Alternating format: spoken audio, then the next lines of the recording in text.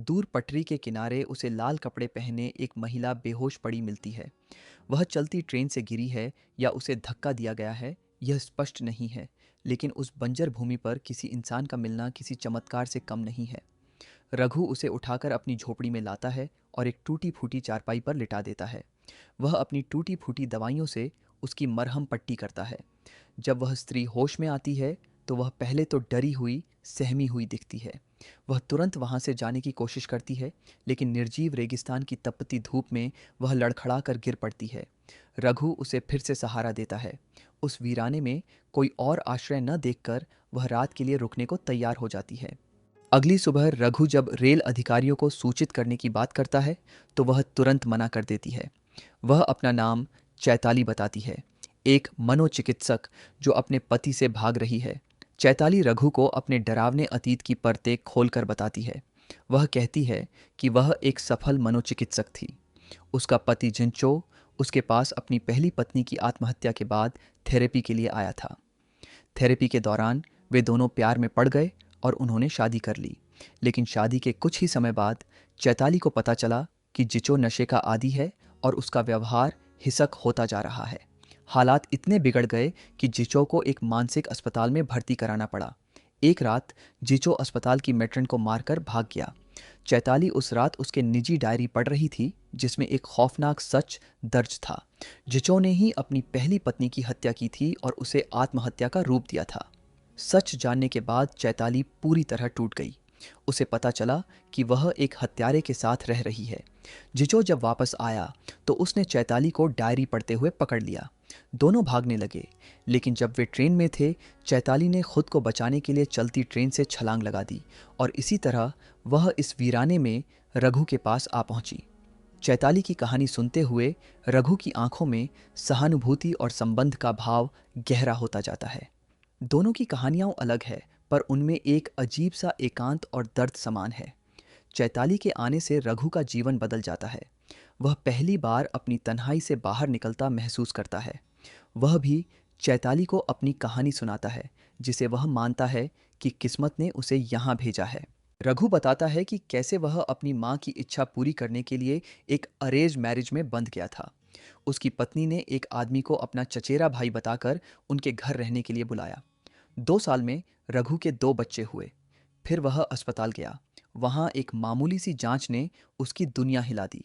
Doctor ने उसे बताया कि वह बांझ है, उसके बच्चे उसके नहीं हैं। धोखे का यह एहसास रघु के दिल में क्रूर प्रतिशोध बनकर उभरा। घर लौटकर उसने अपनी पत्नी को उसके प्रेमी के साथ रंगे हाथों पकड़ा। अंधे क्रोध में रघु ने उन दोनों को और अपने मासूम बच्चों को भी मार डाला। रघु को शक था कि उसकी पत्नी ने ही उसकी मां की मौत का कारण बनी, ताकि उसका रास्ता साफ हो जाए। इस घटना के बाद वह असली रघु नाम के रेलवे चौकीदार की पहचान चुराकर और उसे मारकर खुद जॉर्ज से रघु बनकर इस एकांत रेगिस्तान में छिप गया था। इन भयावह रहस्यों के बावजूद चैताली और रघु की साझा पीड़ा उन्हें करीब लाती है। चैताली को रघु की देखभाल में एक अजीब सी सुरक्षा महसूस होती है। कुछ दिनों बाद जब रघु बाहर होता है, चैताली घर की सफाई करती है। उसे रघु की पुरानी चीज़ों में एक पहचान पत्र मिलता है। इस पर नाम तो रघु है, लेकिन फोटो किसी और ही आदमी की है। पास ही अखबारों की कतरने हैं, जिनमें एक परिवार के 4 लोगों की निर्मम हत्या की खबर छपी है। चैताली का सारा भरोसा टूट जाता है। वह समझ जाती है कि रघु सिर्फ एक टूटा हुआ आदमी नहीं है, बल्कि एक हिंसक, खतरनाक कातिल है जिसने किसी और की पहचान चुराई है। जब रघु लौटता है तो वह चैताली के डरे हुए चेहरे और उसकी चुप्पी को भांप लेता है। चैताली चाकू उठा लेती है, पर रघु उसे आसानी से निहत्था कर देता है। रघु को पता है कि वह पकड़ा गया है और वह अब छिपाने की कोशिश नहीं करता। वह अपने सारे अपराधों को स्वीकार करता है, यहाँ तक कि उस उजाड़ गांव के लोगों को मारने का भी संकेत देता है, जो एक उल्टे चलने वाले राक्षस के डर से भाग गए थे। रघु खुद को वह राक्षस मानने लगा है। रघु और चैताली के बीच यह तनाव अभी शांत भी नहीं होता कि उनके जीवन में तीसरा चरित्र प्रवेश करता है। रघु चैताली को पास के एक भुताहा गांव से पानी लेने भेजता है। जब चैताली वहां से लौट रही होती है तो एक शांत गंभीर व्यक्ति लेवल क्रॉसिंग पर आता है। यह व्यक्ति है डॉ जिचो। जिचो रघु से पूछता है कि क्या उसने किसी महिला को देखा है। रघु झूठ बोलता है। जिचो को शक होता है और वह जबरदस्ती रघु की झोपड़ी में घुसने की कोशिश करता है। दोनों में हिंसक संघर्ष होता है। रघु को मात देने के बाद जिचो एक तीसरा सबसे चौंकाने वाला सच सामने रखता है। जिचो कहता है कि वह सच में एक मनोचिकित्सक है, लेकिन चैताली उसकी पत्नी नहीं, मरीज है। जिस औरत को तुम चैताली कहते हो उसका असली नाम शिखा है। वह एक खतरनाक साइकोपैथ है जो नशे की आदी है। उसी ने पागलखाने की मैट्रन की हत्या की थी और भाग गई थी। वह तुम्हें मैनिपुलेट कर रही है।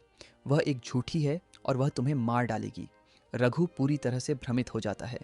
उसे समझ नहीं आता कि सच क्या है। दोनों कहानियां, चैताली की और जिचो की, इतनी दृढ़ता से कही गई है कि सच और झूठ की रेखा पूरी तरह से धुंधली हो जाती है। रघु भागकर चैताली के पास जाता है। वह जिचो की बात उसे बताता है। चैताली अपने बचाव में कहती है कि जिचो ही झूठा है और शिखा उसकी पहली मृत पत्नी का नाम है। रघु अब किसी पर विश्वास नहीं कर पाता। जब जिचो वापस आता है तो शिखा उससे हार मान लेने का नाटक करती है और उसके साथ जाने को तैयार हो जाती है। रघु जिचो से मिन्नतें करता है कि उसे यही छोड़ दे, पर जिचो नहीं मानता। जैसे ही वे तीनों दूर जाने लगते हैं, शिखा मौका पाकर जिचो पर अचानक पत्थर से वार करती है। जिचो जमीन पर गिर पड़ता है।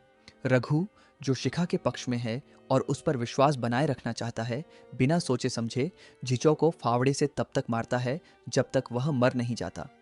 दो मौतों के बाद रघु अब भी चैताली पर विश्वास करता है, लेकिन तभी उसकी नज़र जिचो की जेब पर पड़ती है। वह उसमें से एक दवा की रसीद निकालता है। यह रसीद जिचो के मनोचिकित्सक होने और शिखा के गंभीर मानसिक रोगी होने का प्रमाण है। रघु को एक पल में अपनी भयानक भूल का एहसास होता है।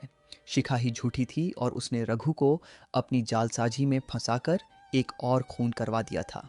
रघु अपनी आंखों में क्रोध और अवसाद लेकर शिखा की ओर मुड़ता है। इससे पहले कि वह कुछ कह पाता, शिखा, जो अब पूरी तरह से खतरनाक है, पास पड़ा फावड़ा उठाती है और रघु के सिर पर जोर से वार करती है। रघु लड़खड़ाता है और जमीन पर गिर जाता है। कहानी वहीं खत्म होती है जहां से शुरू हुई थी, उस उजाड़ लेवल क्रॉसिंग पर। और फिर रघु फिर से चौकीदार के रूप में अपनी ड्यूटी पर लौट आता है, थका हुआ, अकेला, अब पहले से कहीं ज्यादा टूटा हुआ। लेकिन अब वह अकेला नहीं है। वह अपनी ही पागलपन की दुनिया में कैद है, जिससे यह संकेत मिलता है कि रघु अब पूरी तरह से नियति की उल्टी चाल का शिकार बन चुका है।